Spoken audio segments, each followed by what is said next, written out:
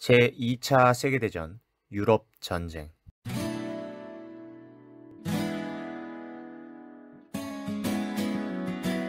봄바람이 날리며 흩날리는 벚꽃잎이 울려 퍼질 수없음 우리 들어요. 봄바람이 날리며 흩날리는 벚꽃잎이 울려 퍼질 수없음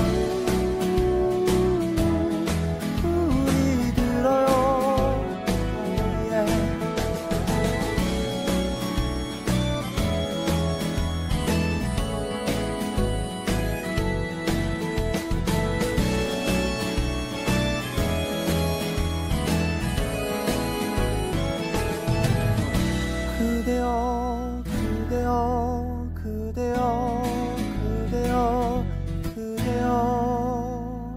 우철쌤의 역사 수업 이제 시작할게요. 독일 히틀러의 나치당이 집권하면서 독일은 다시 전쟁을 준비합니다. 독일은 1933년 10월 국제연맹에서 탈퇴한 후 1935년 3월 재무장선언을 했죠. 징병제가 시행되어 군인들을 모았고 공군을 창설하여 비행기 부대를 만들었습니다. 군비, 군사 비용을 확대하여 군대를 양성해 나갔습니다. 이 내용은 베르사유 조약의 군비 제한을 무시한 내용이었죠. 그러자 프랑스와 소련, 체코슬로바키아는 상호 원조 조약을 체결하여 모양새가 독일을 압박하는 그림이 되었죠. 그러자 독일이 우리를 압박하려는 의도로 상호 원조 조약을 체결한 것이 아니냐며 전쟁을 원하는 것이냐며 분노하였죠. 그리고 독일은 이에 응하여 베르사유 조약으로 비무장지대로 설정된 라인란트 지역을 점령하여 전쟁을 점점 준비하게 됩니다. 라인란트는 독일과 프랑스가 맞닿아 있는 그 국경지대라고 보시면 되겠습니다. 다시 한번 독일이 프랑스를 공격하지 못하도록 이 지역을 비무장지대로 설정했는데 이곳을 점령해 간 것이죠. 언제든지 프랑스를 공격하겠다라는 독일의 의지를 볼 수 있는 겁니다. 또한 추축국 연합을 형성하는데요. 추축국이란 독일과 이탈리아의 동맹을 의미합니다. 나치즘과 파시즘의 연결이죠. 이후 1937년에는 독일과 일본 사이에 방공협정이 체결되어 서로 돕는 것을 약속합니다. 그리고는 독일은 오스트리아를 합병하여 이제 독일은 프랑스와 체코슬로바키아에 전쟁을 할 준비를 하게 됩니다. 상황이 이렇게 되자 유럽은 전쟁 예방책이 필요해집니다. 또다시 큰 전쟁이 일어나서는 안 된다. 왜냐하면 제1차 세계대전으로 유럽은 쑥대밭이 되었고 경제 상황 또한 엄청나게 악화되었기 때문에 다시 한번 큰 전쟁이 일어나면 유럽은 전체적으로 휘청거릴 가능성이 컸죠. 그래서 유럽은 독일과 협정 체결을 시도합니다. 유럽의 독일 달래기, 유화 정책이 시행된 것이죠. 유화 정책이란 부드럽게 대한다 라는 뜻이 되겠습니다. 이에 따라 4개국 정상회담이 개최됩니다. 영국의 체인벌린, 프랑스의 달라디에, 이탈리아 무솔리니, 독일 히틀러가 모여서 회담을 하였고 그 결과 뮌헨 협정이 체결됩니다. 뮌헨 협정의 내용입니다. 영국과 프랑스는 주데텐란트라는 지역을 독일에게 양보한다. 주데텐란트는 체코 지역의 서부와 북서부를 잇는 산맥의 땅입니다.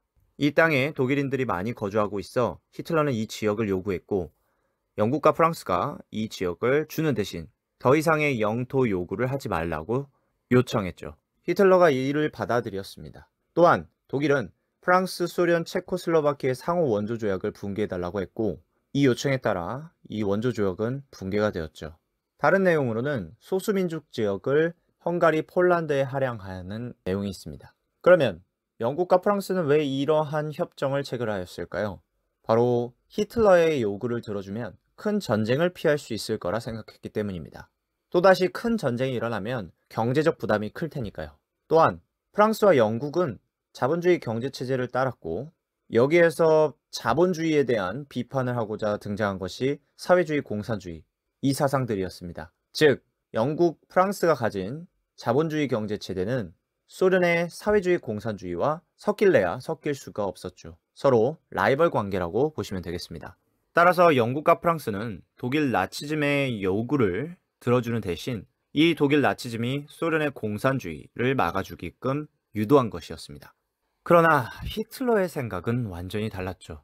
히틀러에게는 복수심이 있었습니다. 베르사유 체제로 인해 독일이 엄청나게 많은 배상금을 내야 했고, 또한 군비 제한으로 독일의 군사력은 매우 약화가 되었죠. 뿐만 아니라 해외 식민지까지 모두 빼앗기게 되면서 독일은 경제적으로도 엄청 힘들어지게 됩니다. 이러한 내용들을 복수하기 위해서 히틀러는 전쟁을 할 생각이었고요. 또한 전쟁을 통해 영토와 나치즘 세력의 확대를 노렸습니다. 그러던 중 뮌헨 협정이라는 기회가 생긴 것이죠. 유럽은 독일도 걱정되지만 소련 사회주의 공산주의도 걱정이었기 때문에 독일을 달래서 소련을 견제하고자 했죠. 이 뮌헨 협정 때문에 소련은 한순간에 국제적으로 고립을 당하게 됩니다. 이에 따라 소련은 유럽에 대한 적대감이 높아져 갔죠. 또한 체코슬로바키아가 분리되어 서부 지역 보헤미아 모라비아라는 체코 지역과 동부 지역 슬로바키아로 나뉘어지자 그 힘을 잃게 되었고, 독일은 이제 소련에게 접근을 합니다. 소련은 유럽에 대해 적대감을 가지고 있었기 때문에 독일의 불가침 조약의 제안을 받아들입니다. 독일과 소련은 서로 침략하지 않을 것, 독일이나 소련이 다른 나라와 전쟁할 경우 서로에 대한 중립을 지킬 것, 독일과 소련은 폴란드를 서로 나눠 가질 것, 독일은 소련이 발트 3국, 에스토니아, 라트비아, 리투아니아 지역을 점령하면 그 지배권을 인정할 것, 이러한 내용들을 약속한 것이 독일, 소련 불가침 조약이었습니다.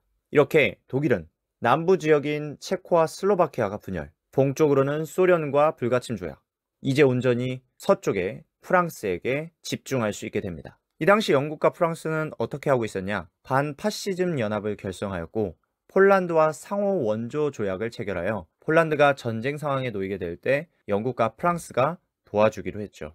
이제 독일의 전쟁 준비는 끝났습니다. 폴란드의 단치 자유시, 그다인스크라는 도시를 그리고 해랑 지역을 넘길 것을 요구하죠. 이러한 요구는 폴란드 입장에서는 매우 어이없는 요구였고 당연히 거절하게 됩니다. 그러자 독일은 1939년 9월 1일부로 폴란드를 공격합니다.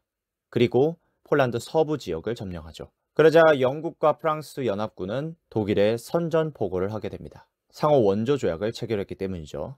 이에 따라 제2차 세계대전이 시작됩니다. 영국과 프랑스, 폴란드를 중심으로 한 연합국과 독일과 이탈리아, 일본을 중심으로 한 추축국이 제2차 세계대전의 주요 세력이었죠. 역사는 우철 티철에서 공부해주세요.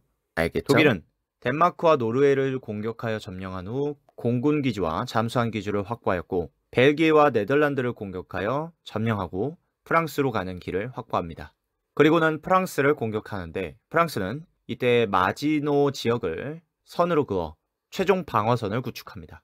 그러자 독일은 1차 세계대전과 다르게 마지노 라인을 포기하고 바다로 돌아서 도버 해협을 공격해 들어가죠.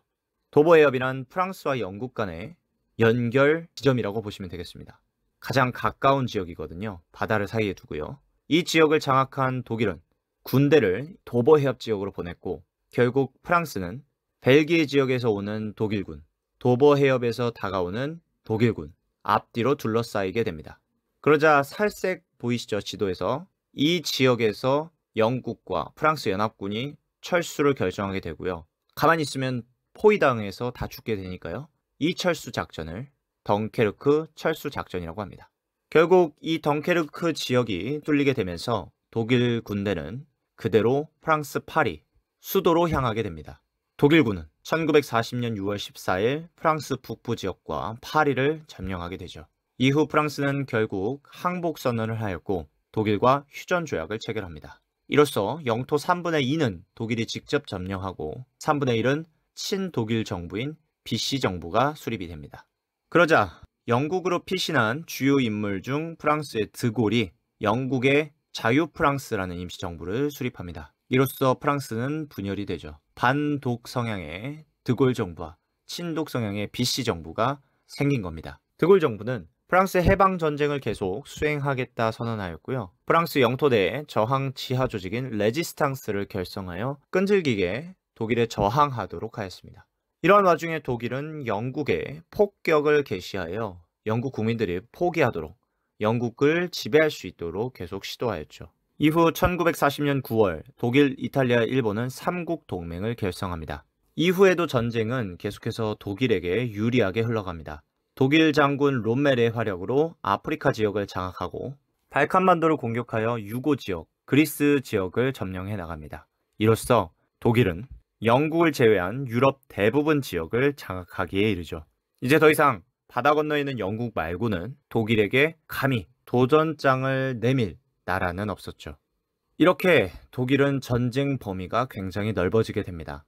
이에 따라 식량과 연료가 많이 필요하게 되었는데요. 마침 소련이 가지고 있는 우크라이나 지역과 카프카스 지역에 식량과 연료가 많이 있었죠. 이에 따라 독일은 이제 소련을 공격하기를 원하게 됩니다. 아무리 그래도 불가침 조약을 맺은 소련과 전쟁을 한다는 거 이해가 안 될 수도 있습니다. 하지만 독일은 명분이 몇 개가 있었어요.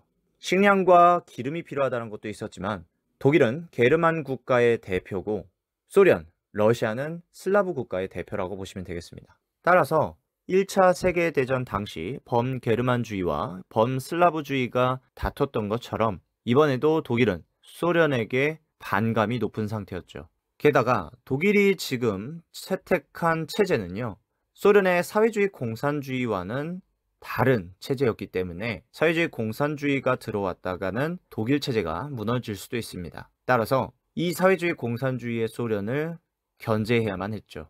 당시 독일은 인종주의, 제국주의, 전체주의를 따랐기 때문에 사회주의와 섞일래야 섞일 수 없는 관계였습니다. 이러한 이유들을 들어 독일은 소련을 1941년 6월에 공격하기 시작합니다. 독일이 일방적으로 독소 불가침 조약을 파기한 것이죠. 이렇게 소련은 독일과의 전쟁으로 제2차 세계대전에 참전하게 됩니다. 그럼 다른 거대하고 강력한 나라인 미국은 어땠을까요? 미국은 당시 연합국에 간접적으로 협력 중이었습니다. 무기 대여법을 통해 추축국과 싸우는 모든 국가에 군수품과 식료품을 대여해주고 있었고 대서양 헌장을 체결하여 전후 평화 수립 원칙을 발표하였죠. 그 내용을 그냥 살펴보시면 되고요. 자, 이러한 상황 중에 미국의 압박을 받던 일본이 미군 해군 기지였던 하와이 진주만을 기습적으로 공격하는 사건이 발생합니다.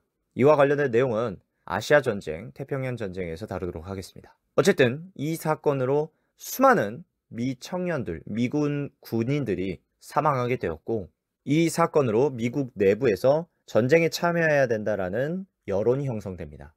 이 사건이 발생한 다음 날인 12월 8일에 미국이 연합군 측에 참전하기로 결정합니다. 이로써 미국과 일본의 전쟁, 아시아 태평양 전쟁이 시작되죠. 삼국동맹, 독일, 이탈리아, 그리고 일본.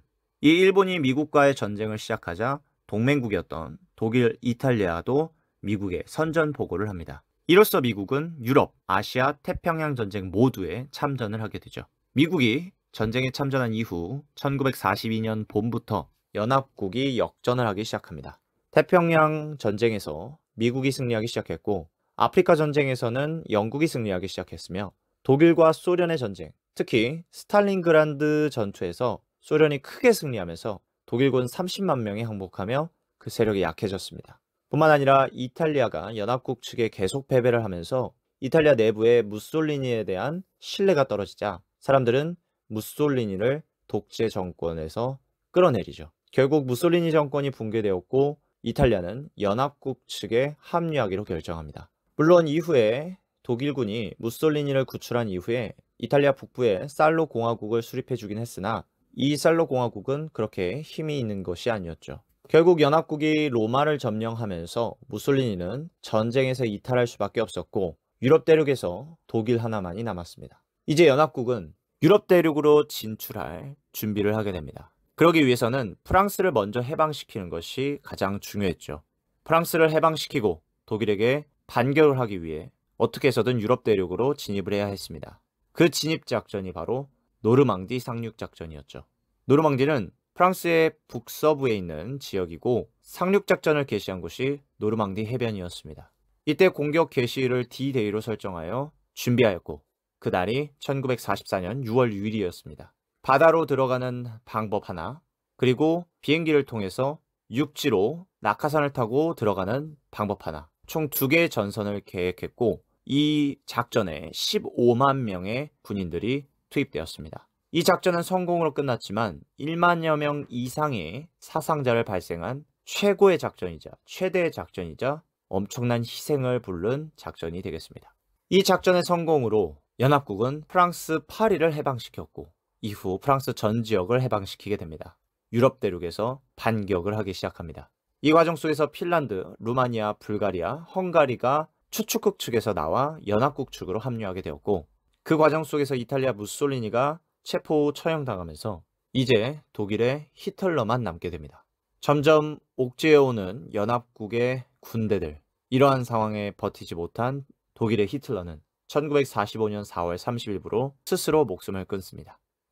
제2차 세계대전의 유럽 전쟁은 그렇게 끝이 납니다. 이번 영상은 여기까지입니다. 우리는 다음 영상에서 다시 만나요. 바이바이.